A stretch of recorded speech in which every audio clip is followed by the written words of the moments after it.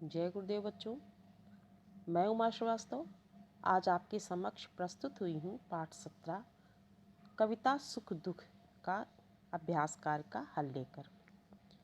सबसे पहला अभ्यास कार्य है, निम्नलिखित पद्यांश पढ़कर रचित उचित विकल्प पर सही का निशान लगाइए।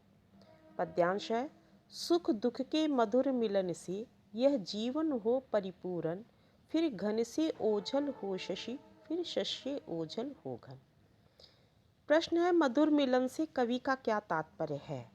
जिसका सही उत्तर है सुख दुख दोनों की अनुभूति से। मधुर मिलन से कवि का तात्पर्य है सुख दुख दोनों की अनुभूति से। दूसरा प्रश्न है, घन शब्द का पर्यायवाची है बादल। तीसरा प्रश्न है, शशि शब्द के पर्यायवाची हैं चंद्रमा और चांद। इसके बाद है, एक पंक्ति में उत्तर दीजिए। पहला प्रश्न है, कवि किसकी आंख मिचौनी चाहता है? तो कवि सुख दुख की आंख मिचौनी चाहता है। कवि जीवन को किससे परिपूर्ण देखना चाहता है? कवि सुख दुख के मधुर मिलन से अपने जीवन को परिपूर्ण देखना चाहता है। हास और अश्रु किसके जीवन के अनिवार्य पहलू हैं? हास और अश्रु मानव जीवन के अनिवार्य पहलू हैं। इसके बाद निबंधात्मक प्रश्न है, इसका मैं बाद में उत्तर बताऊंगी। इसके बाद आता है, इन वाक्यों में रेखांकित पदों का परिचय देना है। तो मेरे मित्र का जन्म आगरा में हुआ है। रेखांकित पद है मेरे का आपको पदी परिचय देना है। तो लिंग है पुल्लिंग, एक वचन है, संबंध कारक है, उत्तम पुरुष सर्वनाम है और मित्र से संबंध रखता है। दूसरा शब्द है आगरा, यह भी पुल्लिंग है, एक वचन है, अधिकरण कारक है, व्यक्तिवाचक संज्ञा है और क्रिया से संबंध रखता है। दूसरा वाक्य है, ठंडी चिकनी चमकती बर्फ से भाप उड़ रही थी। ठंडी चिकनी, यह गुणवाचक विशेषण स्त्रीलिंग एक वचन है। उड़ रही थी सकर्मक क्रिया है, स्त्रीलिंग बहुवचन है। तीसरा वाक्य है, शुक्ल जी सेन और अन्य सभी ने देखा। शुक्ल जी व्यक्तिवाचक संज्ञा है, पुल्लिंग एक वचन कर्ता कारक है और समुच्चय बोधक है। समानाधिकरण दो वाक्यों को जोड़ता है। इसके बाद आता है, निम्नलिखित का संधि करें। प्रति उत्तर में ई और आ उ। पहले पद में ई स्वर है, दूसरे पद में उ स्वर है, तो ई और उ मिलकर या बनता है, इसलिए यह यण संधि है और इसका सही संधि होगी प्रत्युत्तर। दूसरा है अनुएषण, इनमें उ और ए मिलके वा बनता है, यह भी यण संधि है जिसका संधि होगा अन्वेषण। फिर यदि अपि, यहाँ पर भी ई और आ मिलकर या की उत्पत्ति कर रहे हैं। ई और आ मिलकर या बनता है, ई जो है वह या में बदल जाता है, तो यह भी यण संधि है और यहाँ पर इसका संधि होगी यद्यपि।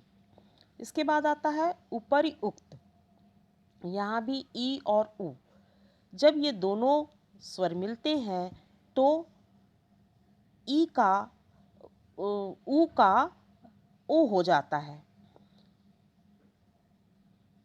सॉरी ओ नहीं होता है, या हो जाता है, इसलिए यह भी यण संधि है और इसकी संधि होगी ऊपर युक्त। इसके बाद आता है एक एक, यहाँ पर भी आ ए मिलकर ए होता है, यह वृद्धि संधि है जो आ एक में ए की वृद्धि हो जाती है और संधि होगी एक एक। शब्द अर्थ, यहाँ पर आ और आ मिलकर आ दीर्घा बन गया, यह भी दीर्घ संधि है और इसकी संधि होगी शब्दार्थ। महाऔदार्य, यहाँ पर आ ओ मिलकर दीर्घ हो गया औ हो गया और संधि हो गई महोदारी, यह भी वृद्धि संधि है। देव ऋषि आ और री मिलकर अर हो जाता है, यहाँ पर गुण संधि है और इसकी संधि होगी देवर्षि। तीसरा प्रश्न है, दिए गए संज्ञा सर्वनाम क्रिया अव्यय शब्दों से उदाहरण के अनुसार विशेषण बनाइए। तो जैसे इन्होंने उदाहरण दिया है धन से धनी, इसी तरह से सुख से सुखी, ज्ञान से ज्ञानी, दान से दानी। फिर सर्वनाम और विशेषण, यह से ऐसा, वह से वैसा, कौन से कैसा, जो से जैसा। क्रिया विशेषण, पढ़ना पढ़ाकू, लड़ना लड़ाकू, झगड़ना झगड़ालू, बेचना बिकाऊ। अव्यय, आगे से अगला, पीछे पिछला, बाहर बाहरी, ऊपर ऊपरी। इसके बाद आता है बहुवैकल्पिक प्रश्न। प्रत्येक स्वतंत्र और सार्थक वर्ण समूह कहलाता है शब्द। दूसरा है, वाक्य में प्रयुक्त होने पर शब्द बन जाता है पद। पद परिचय से अभिप्राय है पदों का व्याकरणिक परिचय। मोहन 5वीं कक्षा में पढ़ता है, इसका पद परिचय है विशेषण, गुणवाचक विशेषण, पुल्लिंग, एकवचन। नीचे दिए गए शब्दों का सही संधि शब्द छांटिए। प्रत्युत्तर, प्रत्युत्तर। सुस्वागत, स्वागत। परोपकार किस संधि का उदाहरण है? तो परोपकार की यदि हम संधि करते हैं तो पर उपकार होगा, जिसमें आ और उ मिलकर ओ बनते हैं, इसलिए यह गुण संधि है।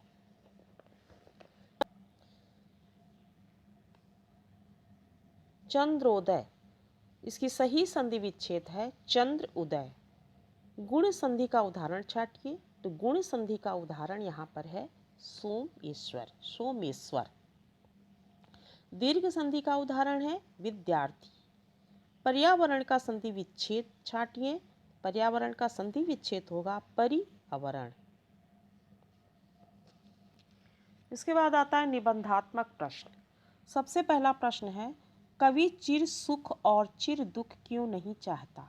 कवि चिर सुख और चिर दुख दोनों कष्टदायी हैं। मानव जीवन का सच्चा आनंद तभी मिलता है जब दुख और सुख दोनों की अनुभूति समान रूप से हो।